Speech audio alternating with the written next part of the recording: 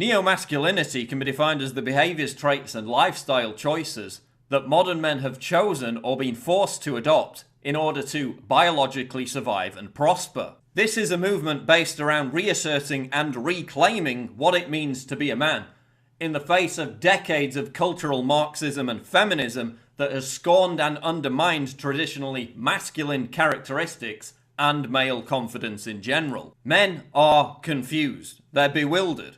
They've been lectured that the innate behaviours, feelings, and characteristics that defined masculinity for generations are sexist, malevolent, and need to be abandoned if men are to have any success with women. The moral relativism and hedonistic nihilism of the 90s and 2000s entrenched this outlook. Neomasculinity is a backlash against this cultural re-education. It differs to MGTOW, men going their own way, in that it's an uncynical philosophy which, rather than abandoning relationships altogether, seeks to repair the massive damage that third wave feminism has inflicted on healthy gender relations. So what are the traits of neo-masculinity? This isn't just about acting like a stereotypical alpha male. It's an entire lifestyle optimization program that encompasses many facets. Understanding game and the true nature of women, which we'll cover in a moment. Self-improvement. Instead of checking out and wasting time by playing video games like the Sexodus crowd, neo-masculinists are constantly working to be better disciplined, self-reliant, and more individually responsible. This in turn boosts their sexual market value, SMV, and makes it easier for them to attract women. Physical fitness is at the core of this philosophy, notably weightlifting, but not for narcissistic gratification, but again to instill self-discipline and confidence. Lifestyle optimization in general, sleep, diet, choosing the right social environments and friends, living ethically and operating at an elevated level of consciousness, building a customized lifestyle that combats the human tendency to be dysfunctional. Politically speaking, it's about rejecting socialism and dependency and embracing entrepreneurship and hard work. Embracing neo-masculinity requires high levels of testosterone, which is why it's interesting to consider the fact that, for whatever reason, levels of testosterone in men have been dropping at a rate of 1% per year since the late 80s.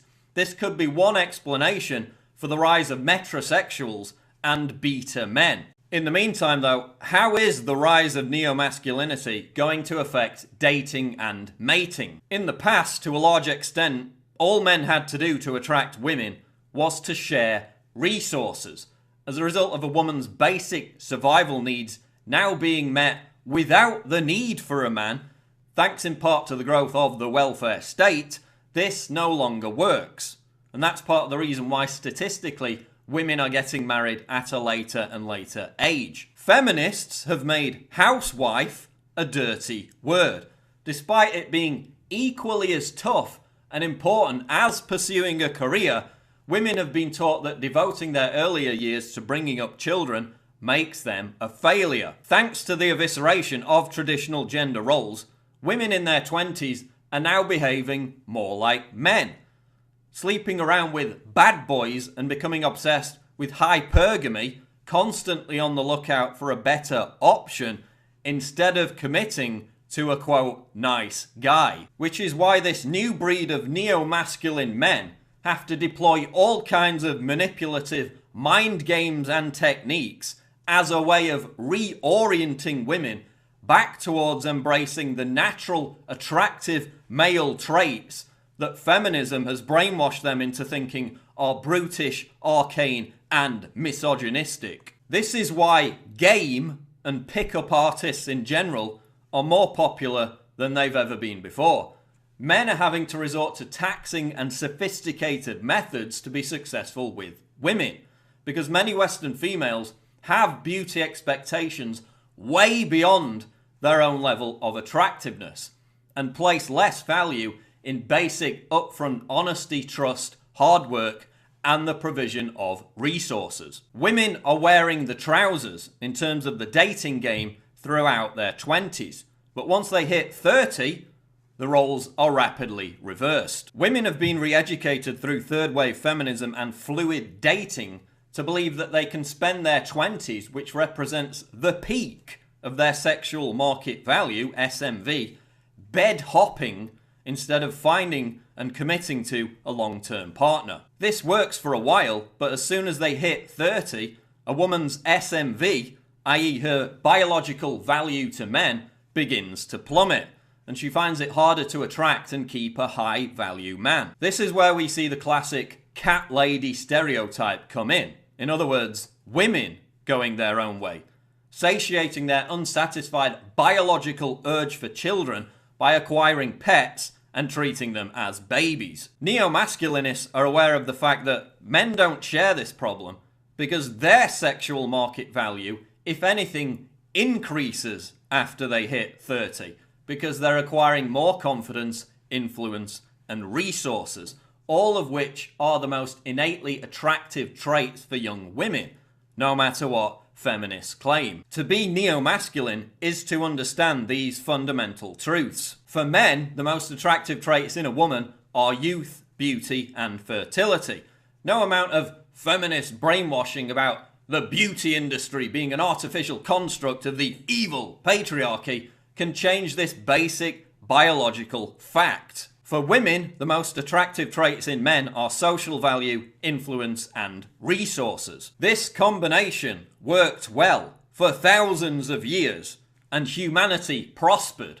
But thanks to feminism and cultural Marxism, gender relations are in disarray, and both sexes are in a constant state of confusion. In many ways, the MGTOW movement, men going their own way, and the sexodus, men checking out of dating and relationships altogether, is the bastard child of third wave feminism. The two feed off of each other.